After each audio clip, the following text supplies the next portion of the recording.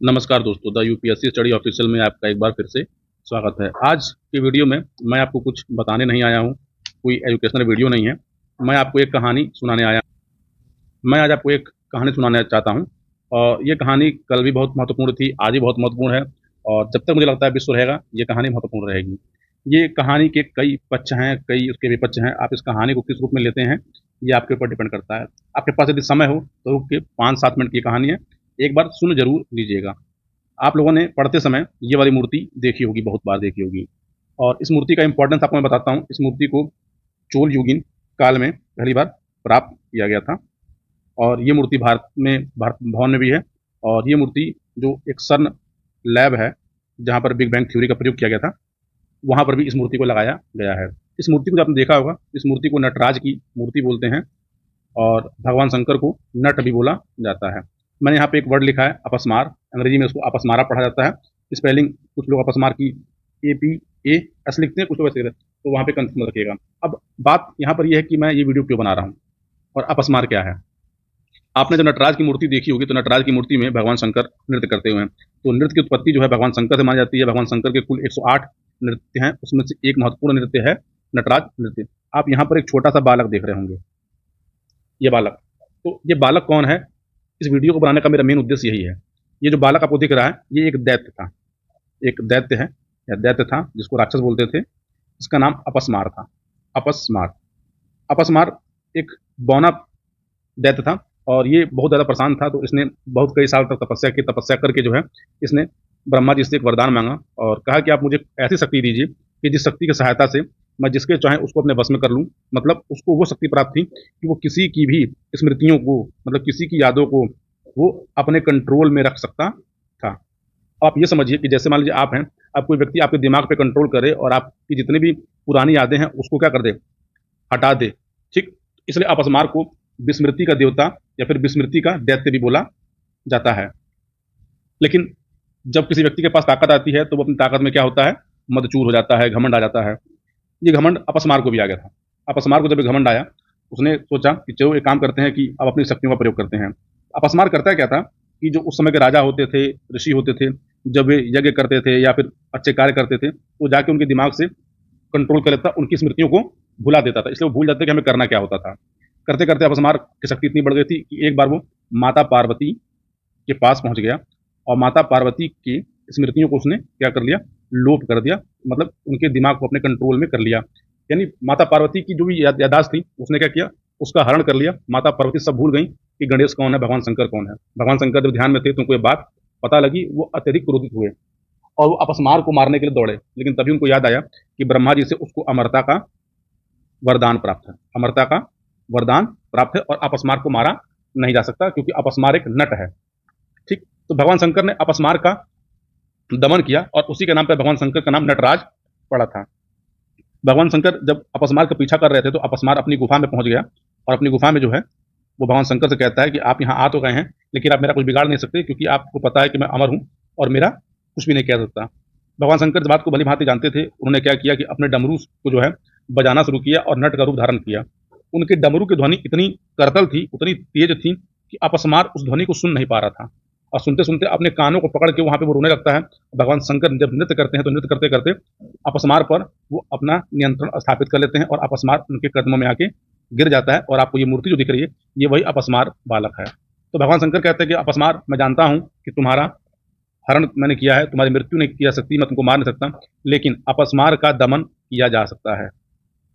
आपको लग रहा है ये कहानी में सुना क्यों रहा हूँ। देखिए, इस कहानी को सुनाने का मतलब क्या है कि अपस्मार का दमन तो भगवान शंकर ने जरूर किया, लेकिन अपस्मार आज भी आपके अंदर, मेरे अंदर, इस समाज के अंदर व्याप्त है।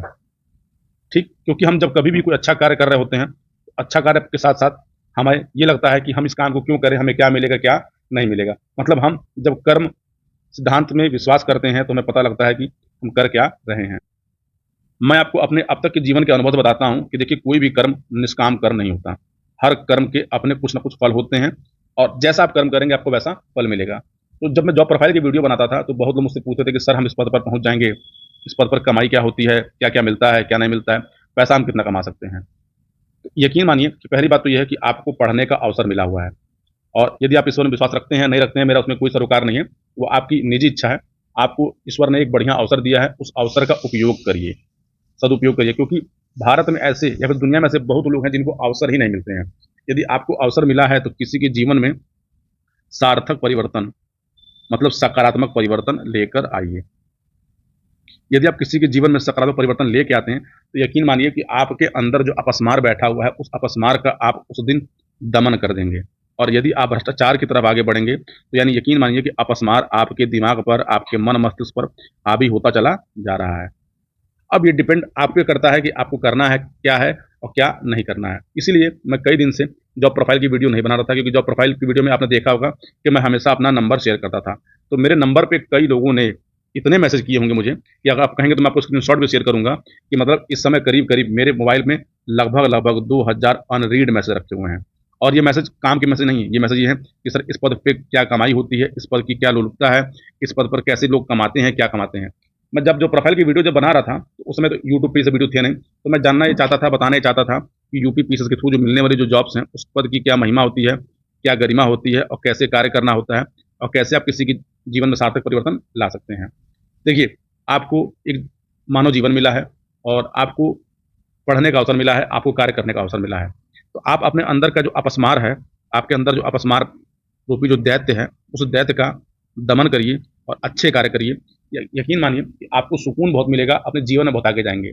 बाकी बात रही तो यूपी पीसीएस में जितने भी पद आते हैं, उस पद में बहुत अच्छी तनख्वाह मिलती है, आपकी सामाजिक प्रतिष्ठा बहुत अधिक अधिक रहेगी।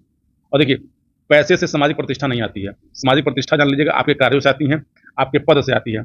अगर यूपी पीसीएस के पद से सामाजिक प्रतिष्ठा का हटा दिया जाए और केवल पैसा दे दिया जाए, यकीन मानिए इस पद का कोई महत्व नहीं रह जाएगा, क्योंकि आप एक प्राइवेट कंपनी में काम करके यूपी पीसीएस में जॉब के थ्रू जो नौकरी मिलती है, आप उससे अधिक पेमेंट पा सकते हैं, लेकिन वहाँ वो सामाजिक प्रतिष्ठा नहीं मिलती और आपको वो ताकत नहीं मिलती जो किसी के व्यक्ति के जीवन में परिवर्तन कर सके। तो यूपी पीसीएस के थ्रू जो मिलने वाली जो नौकरियाँ हैं या किसी आयोग के थ्रू, तो आप या कि देखिएगा इसमें 3 चीज़ें होती हैं, पी लोग प्रधान रहते हैं, पावर, प्रतिष्ठा, पैसा। तो पैसा आपको इतना मिलता है कि आपका जीवन सुचारू रूप से चलेगा, बढ़िया चलेगा। मतलब आपको खाने-पीने, रहने कभी दिक्कत जीवन में नहीं होगी। और सामाजिक प्रतिष्ठा तो आप मुझसे बेटर जान रहे हैं कि लोक सेवा आयोग के थ्रू जो जॉब मिलती है, उसके बाद उसकी सामाजिक प्रतिष्ठा क्या होती है। जैसे मान लीजिए आप जेलर बन गए, आप नायब तहसीलदार बन गए, आप एसडीएम बन गए, आप डीपीआरओ बन गए, तो ये पद इतने महत्वपूर्ण पद हैं कि इन पदों पे रहते हुए आप किसी भी मानव जीवन के अंदर बहुत सारे सुधार ला सकते हैं, बहुत सारे कार्य कर सकते हैं। तो आपको ये कार्य करने का अवसर ईश्वर ने प्राप्त दिया है। इसलिए अपने अंदर के अपस्मार को खत्म करिए और ये भावना अपने मन से निकाल दीजिए कि मैं नौकरी में आऊँगा, भ्रष्टाचार करूँगा, ये पैसे कमाऊँगा, वो पैसे कमाऊँगा। अगर आप इस सोच के साथ तैयारी कर रहे हैं, यकीन मानिए सिलेक्शन होना बहुत मुश्किल है। मान लीजिए हो भी गया, तो देखिए मैंने आपसे कहा ना कि सकाम कर्म और निष्काम कर्म, तो कर्म कभी भी कर्म फल हमेशा उसका मिलता है। आप अच्छा कर्म करेंगे तो आपको अच्छा फल मिलेगा, बुरा कर्म करेंगे बुरा कर्म मिलेगा, क्योंकि क्रिया के साथ प्रतिक्रिया होती है। ये कहानी सुनाने का मेरा आपको बस यही उद्देश्य था।